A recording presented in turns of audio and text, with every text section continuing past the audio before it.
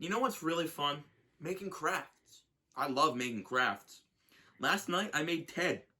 I think he came out pretty good. Speaking of crafts, let's talk about Yoshi's Crafted World. Yoshi's Crafted World has a very interesting history. Announced all the way back in 2017, the game was shown off in Nintendo's E3 presentation. The trailer showed off Yoshi walking around a 2.5D world that allowed you to walk in front of and behind certain crafts like cardboard houses. I don't know why Nintendo thought this would be a good way to sell consoles. Look at the Wii U. Everybody was dying to get that system to play another generic 2D platformer. This trailer feels a bit misleading, as the mechanic is really only utilized if you replay levels to play their flip side variants, where you start at the end of the level and traverse behind the obstacles that were previously in front of you to reach the beginning of the level.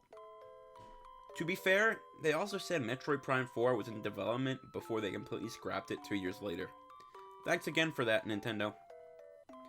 A lot of features shown off were clearly scrapped pretty early on. The trailer showcases players ground pounding on a certain platform to swap the level to its flip side, which just doesn't happen in the game. They also showed off quite a few levels that didn't make the final cut. The trailer came to an end showing a generic Yoshi logo with 2018 written under it. No news of the entitled Yoshi game popped up again until June of 2018, when it was announced that the game would be delayed until 2019. Nintendo was kind enough to inform us that the game would release March 29th of 2019 via a tweet made in January. Fast forward to December 2020, and I finally decided to give Yoshi a try. I have heard some pretty mixed opinions about the game, but hey, I really like the new Battletoads game, so my opinion probably won't match what other people are saying about it. How does the game play? Is it fun? Why am I recording myself talking about video games at 4 in the morning? These are some good questions. The setup is pretty simple. The Yoshis are in possession of the Sundream Stone, which, when it has all 5 gems in it, grants any wishes that the owner desires.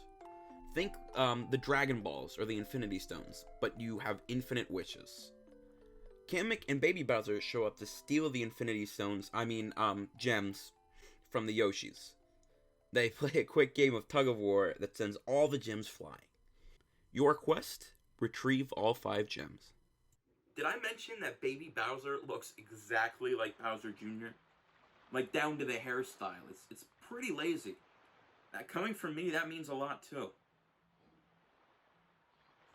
Yoshi can do his signature flutter jump, as well as consume enemies to hatch eggs. These eggs can be thrown at options in the foreground and the background to obtain collectibles and move forward where you otherwise couldn't.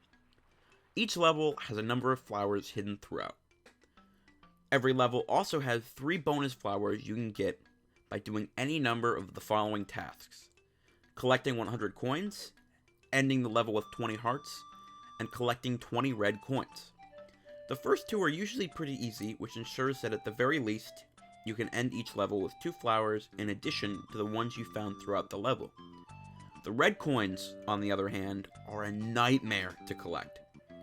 I have beaten so many levels where I found every single hidden flower, collected hundreds of coins, and still couldn't find those last few red coins. I don't know why that it decided to hide these so well, as the game itself is pretty easy. It feels like padding, to be honest. Each world has 1 to 4 levels with a sub-theme such as space or water. These themes are pretty hit or miss, as they try to incorporate the themes themselves into the gameplay. One good example of this are the magnet levels. I thought these were pretty clever. You swallow the magnets like you would enemies and then spit it out on metal surfaces to create platforms. I was hoping that clever mechanics like this would be all over the game, but I was wrong. Unfortunately, no other mechanics felt nearly as clever as this, beside Poochie, which isn't really a new idea. Each world has a gacha machine, where you pay coins to collect costumes. This gives a purpose to collecting coins, as well as adding customization to the game, which I can always appreciate. There are so many different rarities of costumes, and chasing the legendary ones can be quite exciting. As soon as they roll out of the machine though, the color of the egg tells you what rarity you're going to get, which kind of takes a lot of the suspense away. I don't know why they decided to go with this, as it kind of defeats the purpose. The level design in the bulk of the game is pretty uninspired. Every level feels the same as the last. Once in a while, a level will come along that is somewhat fresh, but when I move on to the next, it's back to the same old thing. One level I did not like in particular had lily pads that constantly moved forward with very few platforms that I could stop the movement on. This really limited exploration to the point where I didn't even want to look because I was constantly moving. Like, where would I be able to find these collectibles? There was nowhere I was missing. If you wanted me to find these collectibles, like the purpose of the game, why won't you let me stop moving to go look for them? It's almost like Nintendo just pushed out a trailer for a game well before it was ready and reworked the mechanics before quickly slapping some levels together. I don't want to focus too much on the negative, so let's talk about some good levels. The first level I want to talk about is called Yoshi Pull Some Strings. Yoshi Pull Some Strings is a really fun and well-designed level. Strings go back and forth that can be climbed, and some of the strings had enemies tied to them that you could platform off of. The level also had cute little strings I could use to pull down platforms. I don't know why I like this level so much, but something about it was super charming. Haunted Maker Mansion is another really good level. It has a great atmosphere, similar to that of Luigi's macabre home, but less spooky. I had to solve puzzles to find keys in order to progress to the next room. One really clever puzzle required me to throw an egg at the correct item out of 3. I was presented with 3 options, and the only reason I knew which one it was because earlier in the level, the same cardboard boo fell down in the background, which caught my eye.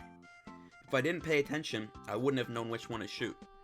I think this is a really great way to reward a good player. When someone pays attention, it's really disappointing when you don't find collectibles or secrets, but I think this is even better. I think incorporating a keen eye into level design makes for a much better level. Unfortunately, this game lacks a lot of replayability. In the past, I never really replayed games or even went back to get collectibles, but lately I have found myself enjoying that a lot more than I used to. You can play the flip side of levels, which is just the same level but backwards and from a different perspective. Some of them are pretty fun, but most feel just as lackluster as most of the normal levels. In these flip side levels, you are tasked with finding 3 baby Poochies, each of which grants you 1 flower. If you are able to complete this task in a certain amount of time, you get another flower. As I'm writing this, I keep feeling like I need to call them stars. I have no clue why they decided to go with daisy-shaped flowers. I mean, Yoshi's pretty lighthearted and all, but that just seems like a weird pick to me. As I was saying, in addition to having flip side levels, you can ask some nice gentlemen for a quest. This will let you go through a level again with a new purpose, looking for a certain craft. If you spot the craft, just shoot an egg at it and congrats, you get a flower. The game offers to take you out of the level so you can claim your flower right away, which is a nice touch. I'd like to touch on a few more things before I wrap things up. Firstly, the flutter jump is kind of broken. Let me explain. I had my little cousin try out this game, and she actually quite liked it. I set it up on mellow mode for her, since it would be easier. By the way, mellow mode is this game's easy mode. And even though she didn't quite grasp everything, she took it in very well. I noticed that if she held down the flutter jump button, she would literally fly forever. Like, she could flutter across the level.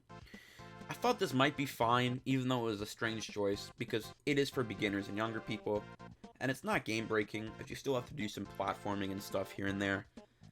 But later on in my playthrough, I learned that if, at the prime of my jump, I started another flutter jump, I could do the same thing.